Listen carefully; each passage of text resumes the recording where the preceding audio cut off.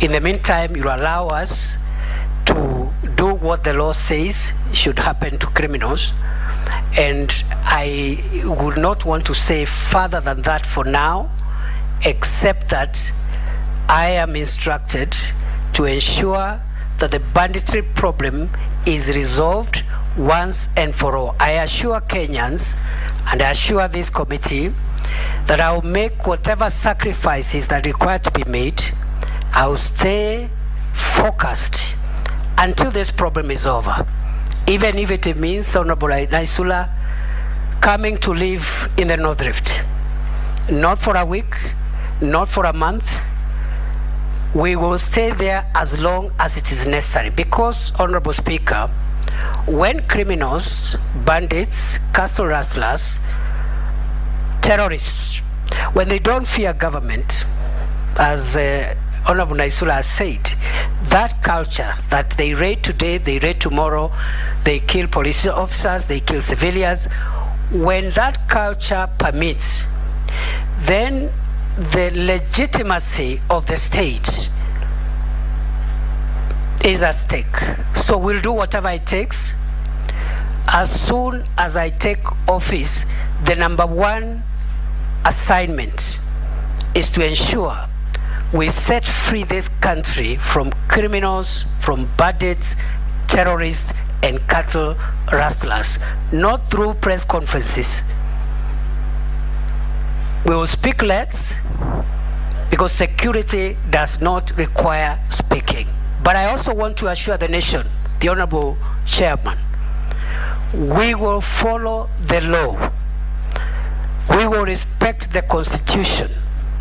We will respect all the international human rights and humanitarian treaties that are part of the law of Kenya.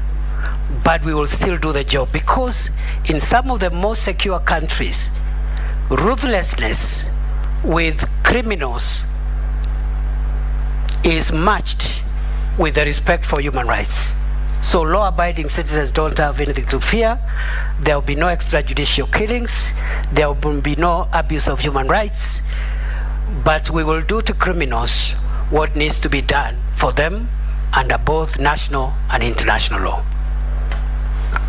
The next batch of Shuria's question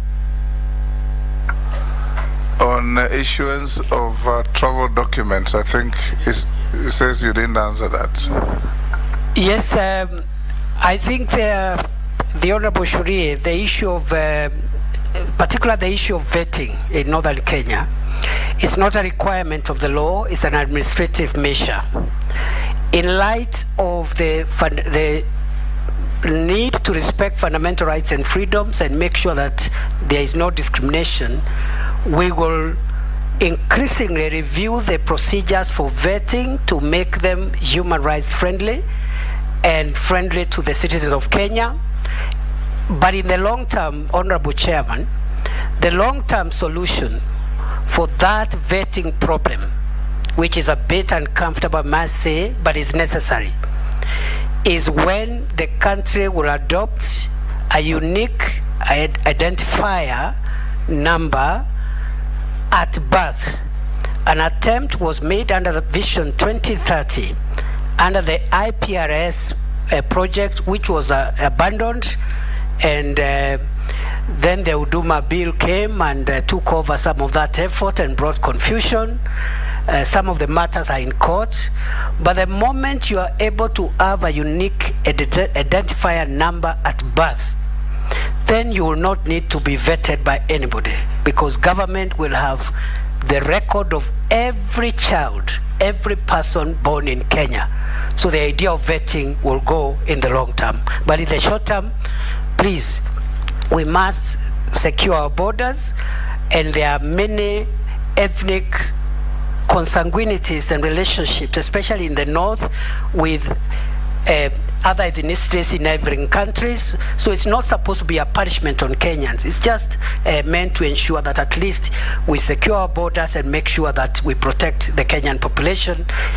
We will ease that and make it human rights.